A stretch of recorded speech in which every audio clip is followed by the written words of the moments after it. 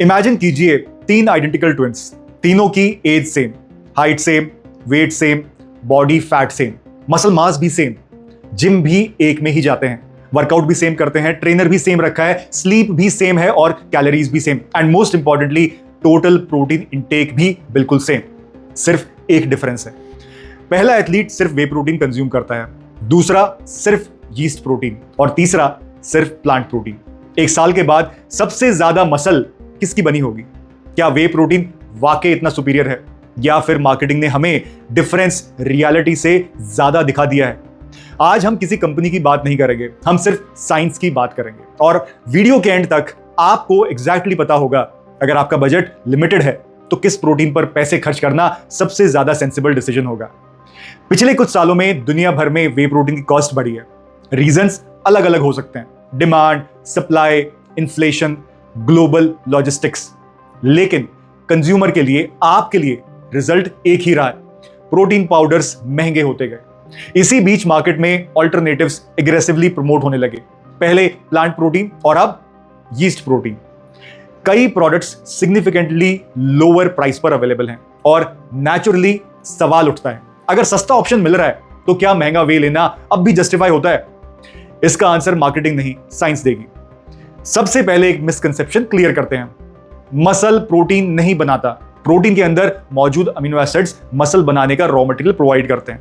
Protein में total लगभग 20 amino acids होते हैं, इनमें से 9 को एसेंशियल अमीनो एसिड्स या EAA कहते हैं। एसेंशियल इसलिए क्योंकि बॉडी इन्हें खुद नहीं बना सकती, और इन्हीं 9 में से 3 अमीनो एसिड्स और भी फेमस हैं, ल्यूसिन, आइसोल्यूसिन और वेलिन। इन तीनों को मिलाकर कहते हैं BCAAs। अब सवाल यह है, क्या तीनों प्रोटीन सोर्सेस में ये अमीनो एसिड्स सेम क्वांटिटी में होते हैं? साइंस के हिसाब से जनरली नहीं। पर ग्राम प्रोटीन बेसिस पर वे प्रोटीन में EAAs भी सबसे ज्यादा होते हैं, BCAAs भी और ल्यूसिन भी। लेकिन यहां एक बहुत इंपॉर्टेंट पॉइंट है, डिफरेंस जरूर है लेकिन ये डबल या ट्रिपल नहीं है। टिपिकल हाई क्वालिटी प्रोटीन्स को अगर हम कंपेयर करें तो वे में रफली 15 से 20% ज्यादा EAA मिलेंगे और लगभग 20 से 25% ज्यादा ल्यूसिन और टोटल BCAA मिलते हैं। इसका मतलब अगर आप सेम अमाउंट का पाउडर कंज्यूम करते हैं तो वे जनरली मसल बिल्डिंग के लिए थोड़ा stronger amino acid package provide करता है। अब सबसे इंपॉर्टेंट सवाल, क्या इसका मतलब यह है कि वे लेने वाले की मसल बहुत ज्यादा बनेगी? जरूरी नहीं। और यहीं पर सोशल मीडिया और साइंटिफिक लिटरेचर में काफी डिफरेंस नजर आता है। रिसर्च हमें यह बताती है कि मसल ग्रोथ सिर्फ अमीनो एसिड प्रोफाइल से डिसाइड नहीं होती। Training, progressive overload, calories, sleep और टोटल डेली प्रोटीन इंटेक, ये सब इक्वली इंपॉर्टेंट फैक्टर्स हैं। अगर तीनों athletes consistently sufficient protein consume कर रहे हैं और जरूरत के हिसाब से सर्विंग के साइज को एडजस्ट करते हैं तो लॉन्ग टर्म मसल गेन का डिफरेंस उतना ड्रामेटिक नहीं होता जितना अक्सर क्लेम किया जाता है। हाँ, करंट एविडेंस के हिसाब से वे को एज मिलता है, लेकिन वो एज मिरेकल नहीं है। अब एक और एंगल देखते हैं, एविडेंस। वे प्रोटीन पर डेकेड से रिसर्च हो रही है। Athletes, older adults, beginners, advanced lifters, हर कैटेगरी में आपको स्टडीज मिल जाएंगी।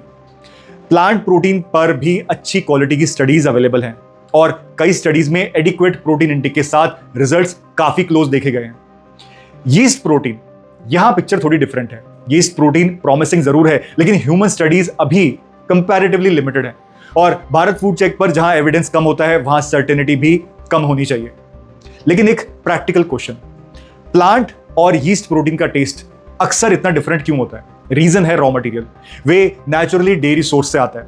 प्लांट प्रोटीन में अर्दी या चौकी नोट्स आ सकते हैं, बेसन जैसा लगता है। यीस्ट प्रोटीन में फर्मेंटेड या सेवरी नोट्स हो सकते हैं। इन फ्लेवर्स को कंज्यूमर फ्रेंडली बनाने के लिए मैन्युफैक्चरर्स फ्लेवर सिस्टम, स्वीटनर और मास्किंग इंग्रेडिएंट का यूज करते हैं। लेकिन यहां भी एक क्लैरिफिकेशन जरूरी है, ये कोई रूल नहीं है हर प्लांट या यीस्ट प्रोटीन हेवीली फ्लेवर्ड होगा, ऐसा नहीं है, और हर वे क्लीन फॉर्मुलेशन होगी, ये भी जरूरी नहीं। फाइनल फॉर्मुलेशन कंपनी डिसाइड करती है, सिर्फ प्रोटीन सोर्स नहीं। अब वापस चलते हैं हमारे 3 आइडेंटिकल एथलीट्स के पास। 1 साल कंप्लीट हो गया, सबने सेम डिसिप्लिन मेंटेन किया, तो रिजल्ट क्या रहा? करंट साइंटिफिक एविडेंस के हिसाब से वे प्रोटीन लेने वाले एथलीट के मसल गेन और रिकवरी में हल्का सा एडवांटेज देखने की एक्सपेक्टेशन रखी जा सकती है, लेकिन ये एडवांटेज इतना बड़ा नहीं होता कि एवरेज जिम गोयर सिर्फ मिरर में देखकर बता दे कि ये एथलीट वे यूज करता है और ये प्लांट या यीस्ट। और इसीलिए प्रोटीन चूज करते वक्त सिर्फ कौन सा बेस्ट है ये सवाल मत पूछिए। सवाल पूछिए मेरे बजट में बेस्ट वैल्यू कौन सा है। अगर आप हाईएस्ट अमीनो एसिड क्वालिटी, सबसे स्ट्रॉन्ग रिसर्च और डेकेड्स का साइंटिफिक एविडेंस चाहते हैं तो वे प्रोटीन आज भी गोल्ड स्टैंडर्ड है। अगर आप वीगन हैं या डेयरी अवॉइड करते हैं तो हाई क्वालिटी प्लांट प्रोटीन एक प्रैक्टिकल और एविडेंस सपोर्टेड चॉइस हो सकता है। और अगर हाई क्वालिटी यीस्ट प्रोटीन आपको वे से सिग्निफिकेंटली कम प्राइस पर मिल रहा है तो उसका वैल्यू प्रोपोजिशन काफी स्ट्रांग हो सकता है। हाँ, अमीनो एसिड प्रोफाइल और रिसर्च एविडेंस में अभी भी वे को एज मिलता है, लेकिन अगर प्राइस डिफरेंस बहुत बड़ा है तो बाइंग डिसीजन सिर्फ साइंस नहीं, इकोनॉमिक्स भी इन्फ्लुएंस करेगी।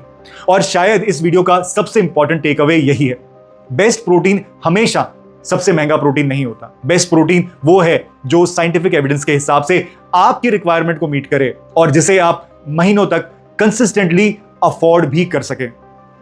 अगर ये वीडियो देख के आपको एक डिसीजन लेने में हेल्प मिली है तो do consider subscribing to the channel. Like भी करिए, शेयर भी करिए, आपका सपोर्ट हमारे लिए बहुत इंपॉर्टेंट है। नमस्ते भारत, मैं हूं अजय और आप देख रहे थे भारत फूड चेक।